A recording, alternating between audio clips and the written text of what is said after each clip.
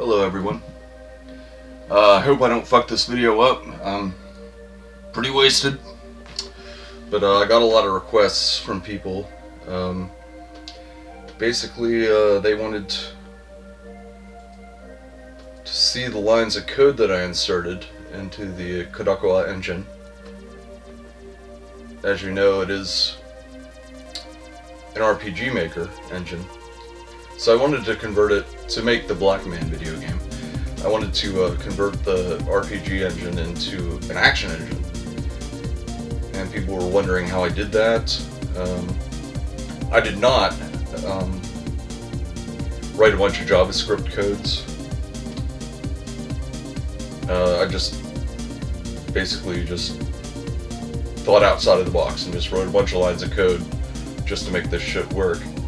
So, I got a lot of requests for this, so we're going to go right ahead and I'll just step by step show everybody what I did. So this is level 5.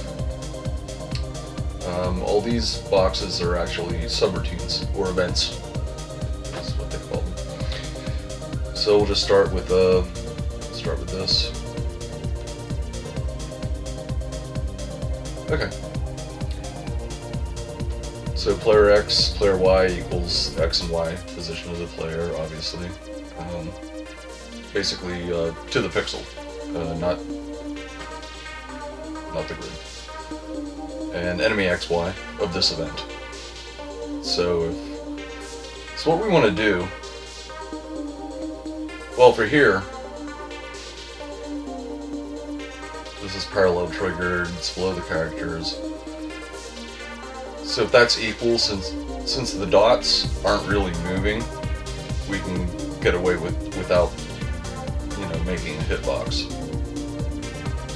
Pack hit equals 0, control activate switch on, and then that goes to here, to another subroutine that's activated.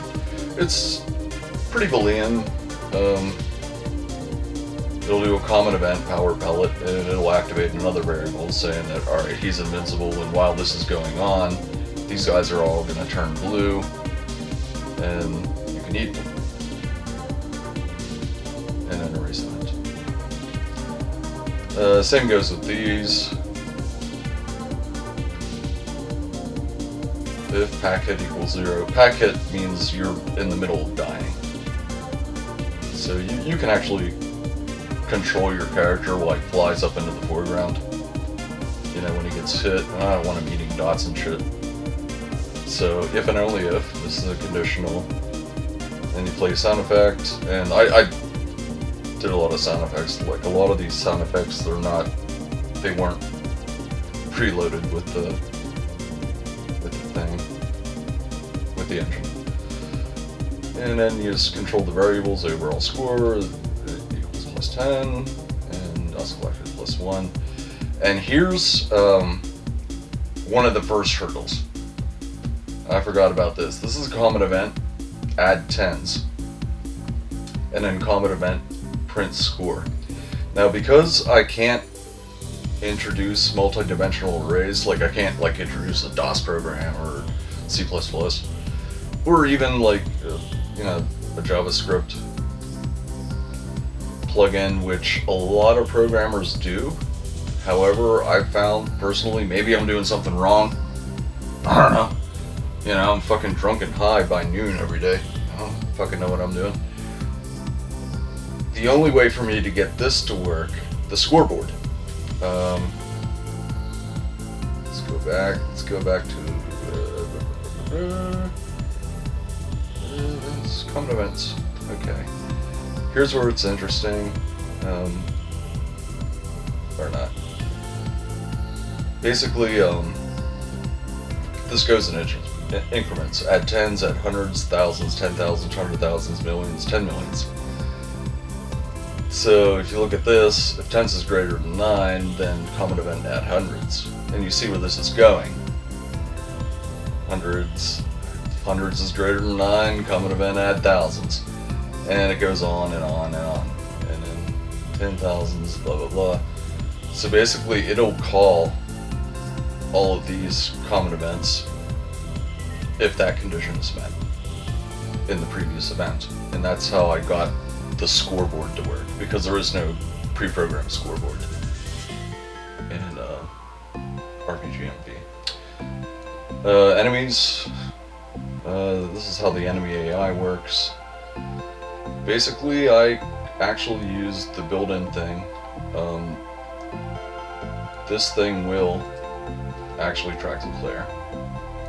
Type approach, no code required. You know, I just used what was built into the engine. How fast they went.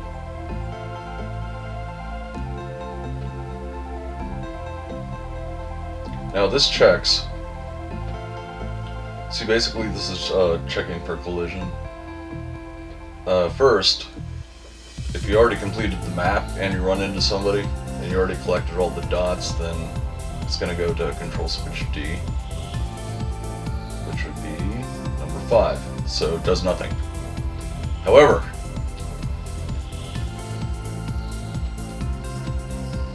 oh yeah, and it also checks if you're invincible. And there's 2 ways to be invincible, obviously. One for collecting Kool-Aid, one for, you know, getting the dots there. And then if invincibility is less than 1, blah blah blah. Y, screen player X. Now here's where it gets tricky, because you want to create a hitbox that isn't like totally fucking dickish. So you want to calculate, alright, here's the X position of the player, here's the X position of the enemy.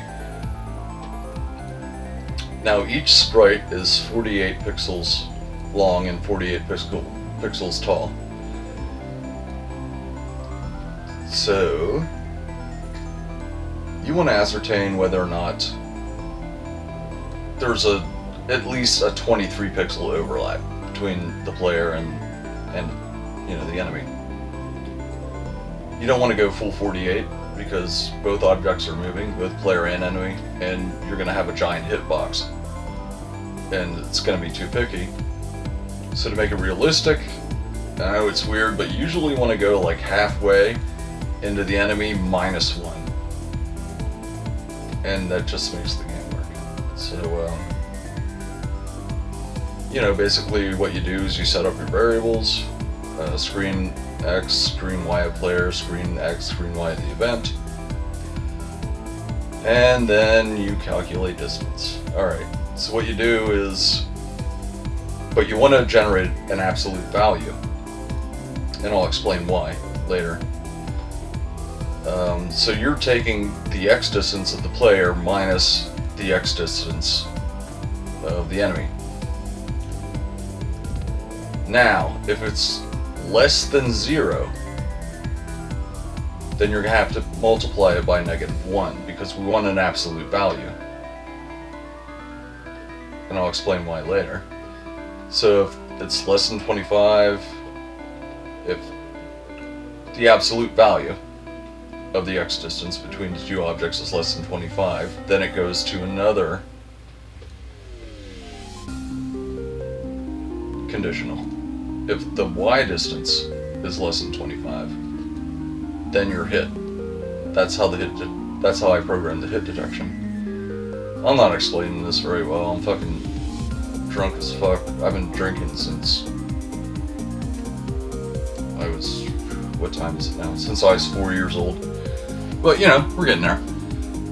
Anyway, that's that. And here's how the different enemies work. This one is slower, but it can move through walls. And the hit detection programming and everything is pretty much, you know, duplicate. You know, these are basically switches, and you know, if you collect a power pellet, then they turn blue, and they can become hit. And the hit detection coding is the same thing. I just had to rewrite it. Blah blah blah. That's that. And same goes for the other enemies. The only enemy that's like the most complex to program would probably be this one, because they leave traps. So you have to make sure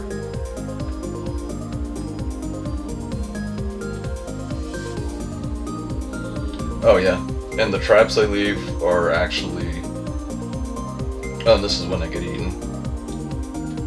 Let's see. So if you get like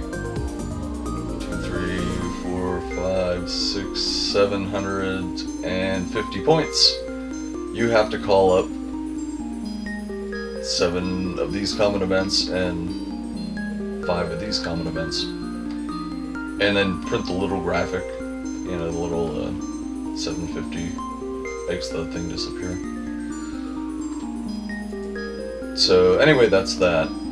The movement of the character itself, that's pre-bundled, you know, like, I didn't have to write shit for that. I just had to make sure that all the walls were equal to the character. And basically there's 3 levels for every event. There's above, between, below. So there's that. So, now, the projectiles. This was a bitch. First, you have to program each and every time that this level becomes recalled, like say you die, or maybe it's even the first time you get here, you have to set all these variables just to make sure that nothing is retained from when you previously attempted it. So shot availability, X1, Y1, direction of X1, direction of Y1.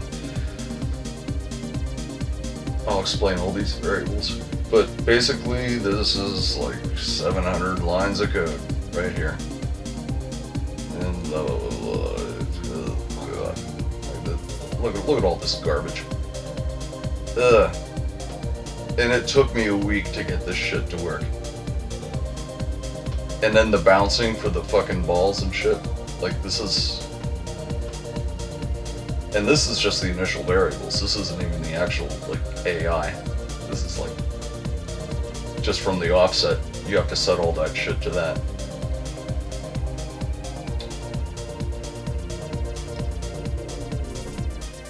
And that's just an invincibility check. Packet equals 0, and then you have a continuous loop. Wait 1 frame, and 1 frame is actually 1/60th of a second.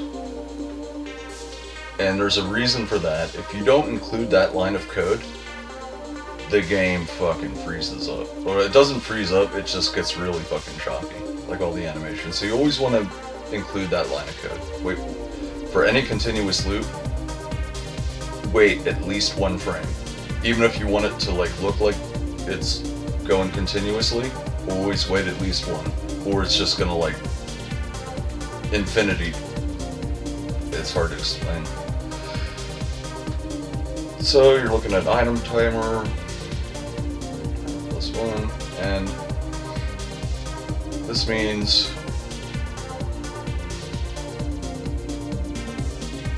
oh yeah, that's oh fuck.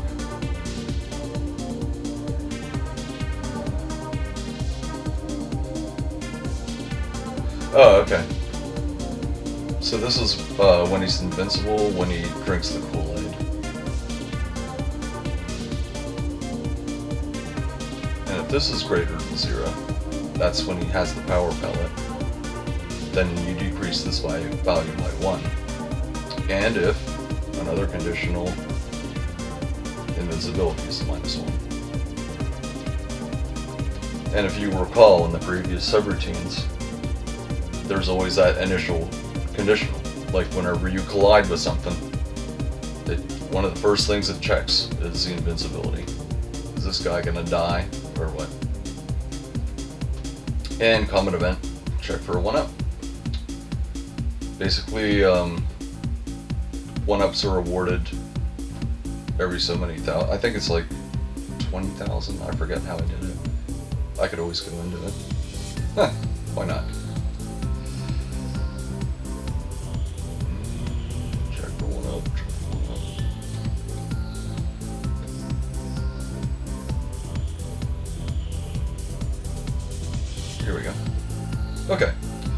So point threshold is a variable, and an overall score is your score. If that is less than or equal to your overall score, then you're going to get an extra life, and then common event print lives, and point threshold is increased plus 1,000. Yeah, I thought it was 20,000. Maybe I should be a dick and make it 20,000. 10,000 seems, I don't know. Yeah, you lose a lot of lives in this one. And then these are sound effects, you know, play this, extra chance, applause, applause, and then show the 1-up animation. I'm not really going to get into the animation, I'm just going to show the action things. So, anyway, that's how that works.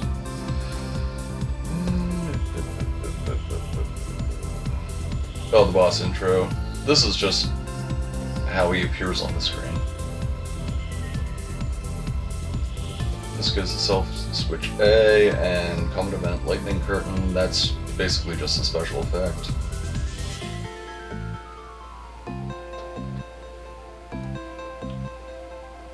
And once it gets to a certain point, it plays that sound effect.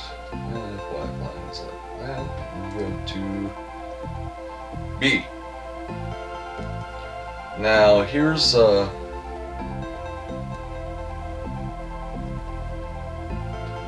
what I found about animating sprites on this. You can actually draw them as basically show picture. However, when you switch them around, like instead of showing like picture number 10, boss stance 8, 9, 8, 7, 6, 5, like when he's raising his arms and everything, it just looks fucking choppy as fuck. And I don't know why. So what I did was I actually overlaid 2 pictures. So picture number 10, you know, he's gonna have his first stance. You wait 10 frames, which is 1/6 of a second. Then show picture number 11 at the same place in the next stance at the same time that this one is still present on the screen. And then you wait 1/30 of a second, you erase the first one, and then you wait 1/6 of a second again before you produce the next frame of animation. And it goes back and forth, 11, 10, 11, 10, 11, 10, 11, 10, blah, blah, blah. And it took a while to figure that out. And, yeah, that's a hot mess. And it's more time consuming than it is difficult, because I have to write the same lines of code over and over and over again, and I just have to change one number, and it's frustrating. So anyway, that's that.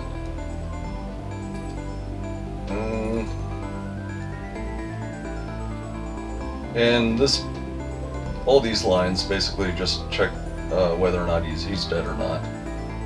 If he's not dead, then there's the breathing animation, which is quintessentially what I just previously showed. It's just not the intro thing, it just goes back and forth. He's just like breathing.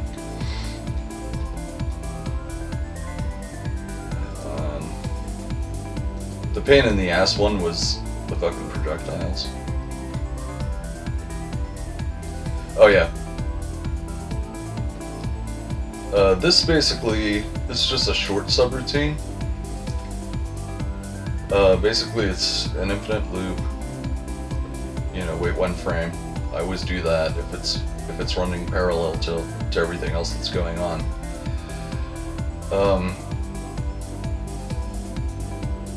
Basically, this prevents the player from just holding down the button and just like getting turbo.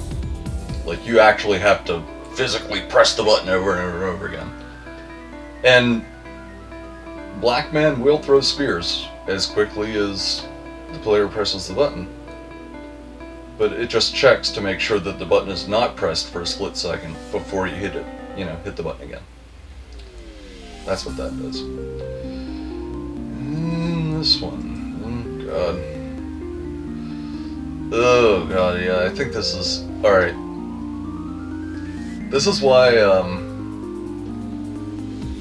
it took so many lines.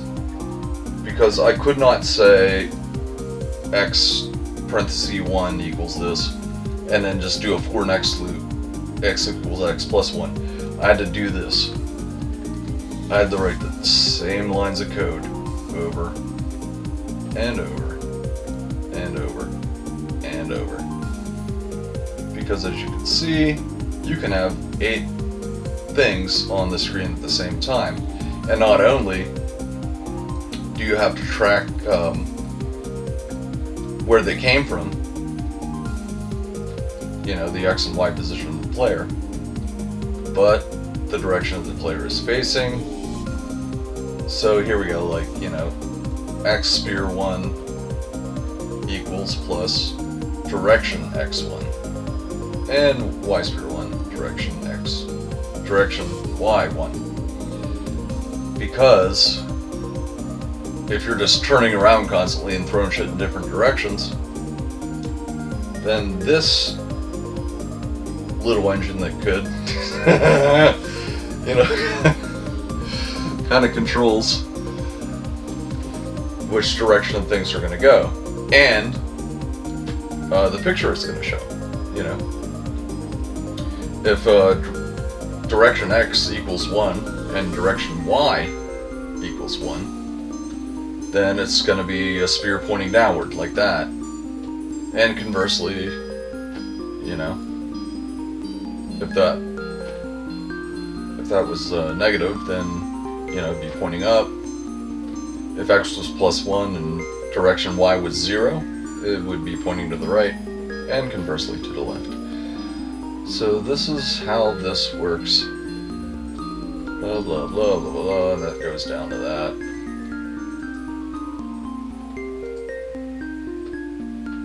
Then you have to have the hit detection. Or no, wait. This is... Oh no, this is the AI for the boss. Basically, he waits. This is him breathing. Now you have to calculate his attacks. So the ball, he'll summon a ball. It's going to be at these coordinates.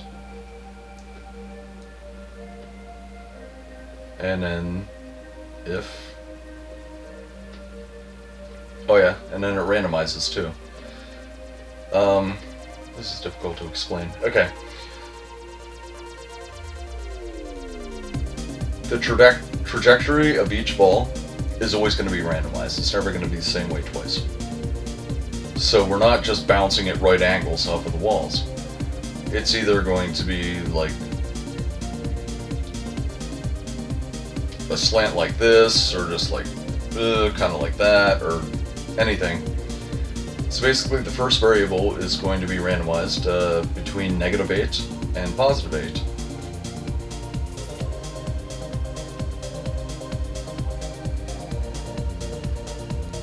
And if the variable comes up 0, since we don't want it going straight up and down or straight back and forth, if that randomized variable happens to be a 0, then we're just going to make it equal to 4, which would place it at a right angle.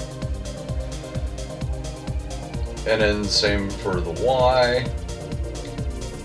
However, what we're doing here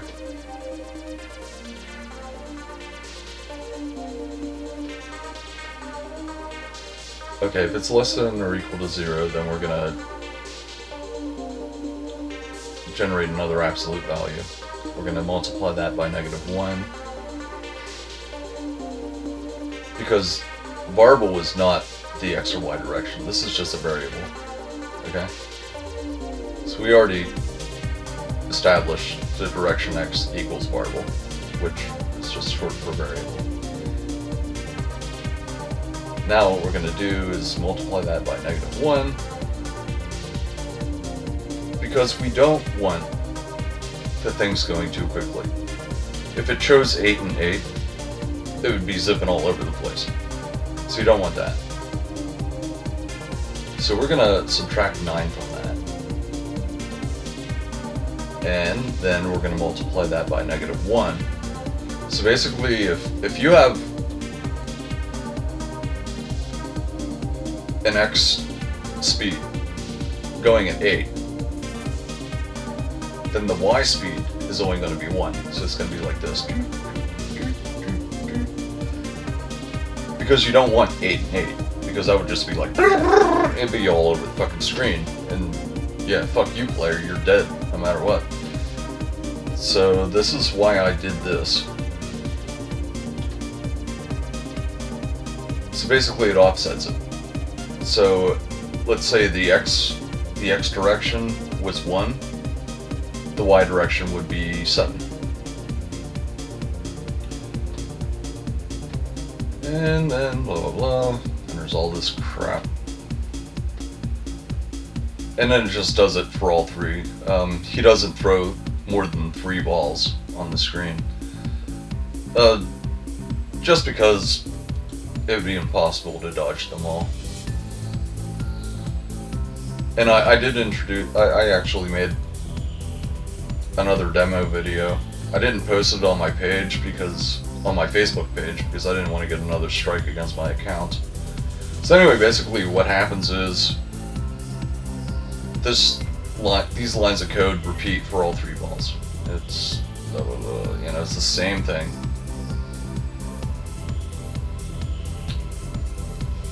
So that's the artificial intelligence for his attacks.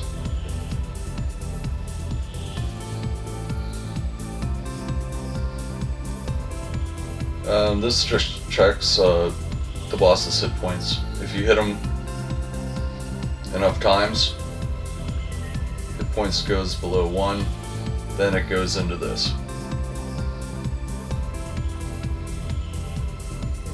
Which is basically special effects, it shows him dying in his head and everything goes spinning off into the foreground. And this is more hit detection. This just makes them flash like yellow or red whenever you're hitting them.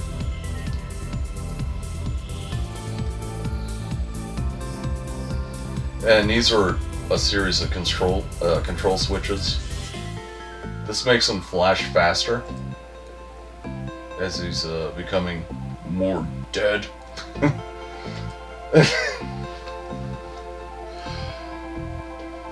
And same thing here. This is just the third thing. Yeah, he's gonna die.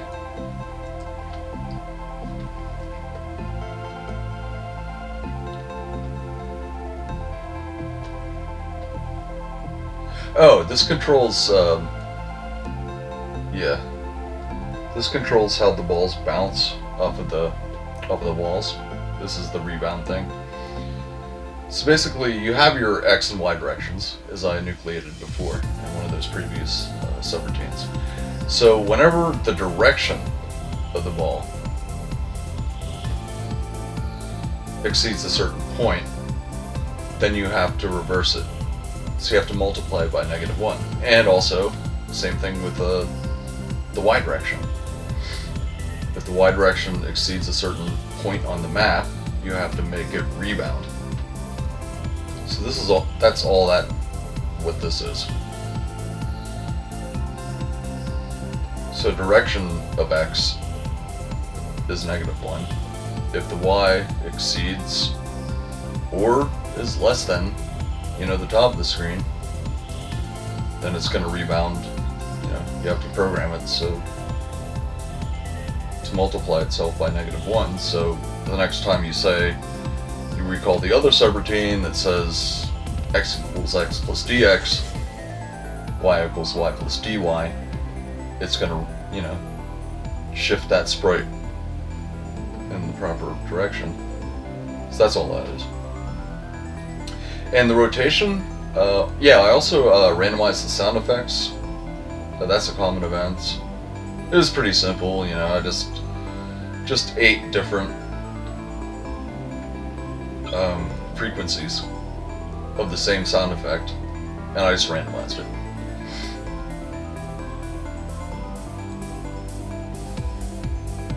And then here is randomized bounce thing. So basically, the spin and the speed at which the balls rotate is going to be randomized. Or not randomized, it's going to like negativize itself. So if it starts out going this way and it hits a wall, it's going to spin the other way. And at a random speed. This gives the illusion that the balls are actually like going faster or slower. However, technically they're not. But this actually tricks the player into thinking, oh shit, you know, this thing's going a little faster or a little slower. But in all due reality, it's just an optical illusion that was put in there.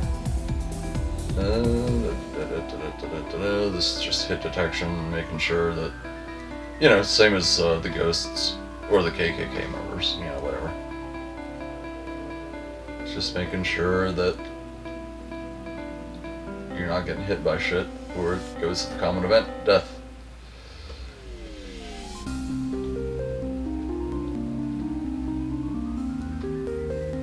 But to get all this to work, it took, oh god, it took over a week of figuring out, you know, what I did wrong and blah blah blah.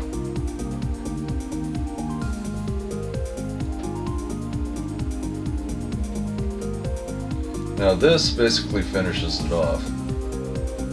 This runs all, basically this sets all these variables to 0. You know, the boss is dead. You don't want shit flying around and trying to kill you. Or vice versa, you know, if you already won. And, you know, plays collapse sound effects, you know, he's dead, blah blah blah. Now these actually, this actually controls the spin. Like his body parts like fly off and go flying into the foreground, there's blood and shit everywhere, and he explodes at the same time. This is what that does. You're moving these, and you're having all these things zoom in. Body part 1, 5, 4, 6, 2, 3. And they just go spinning off into the foreground. You know, 10 screen, blah blah blah, 30 frames. You know, kind of flash effect. That just shows an animation.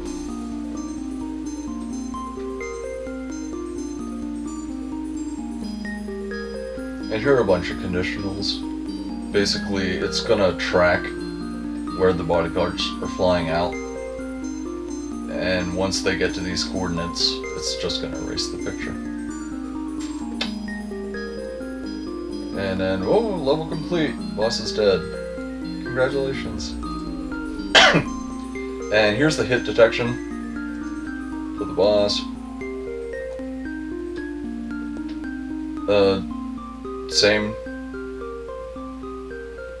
Same concept, just more hit detection. You know, if a spear goes into one of these boxes, which is where the boss is, he's gonna get hit.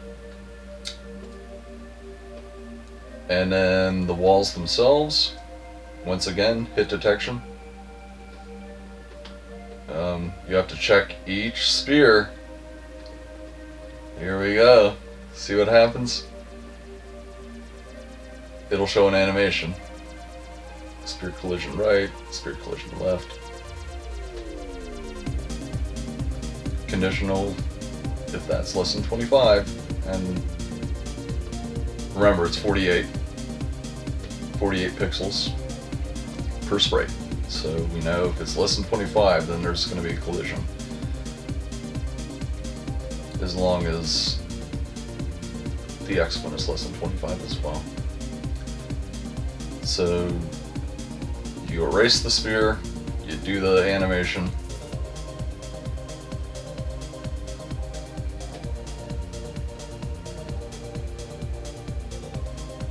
and then you also make sure that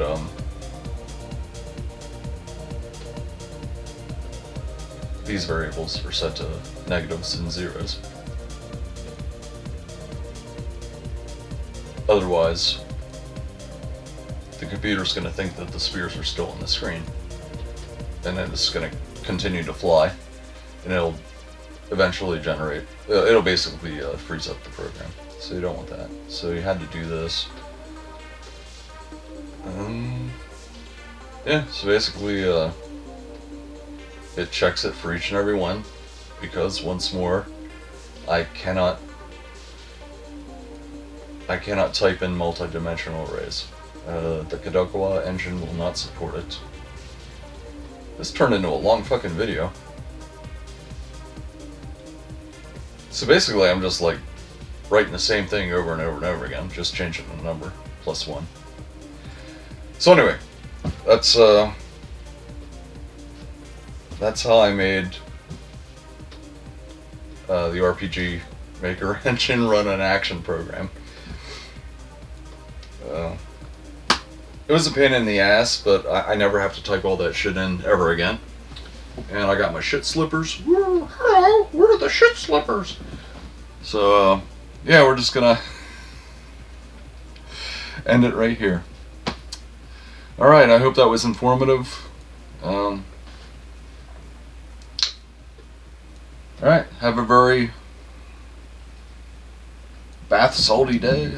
I don't know. Fuck this shit.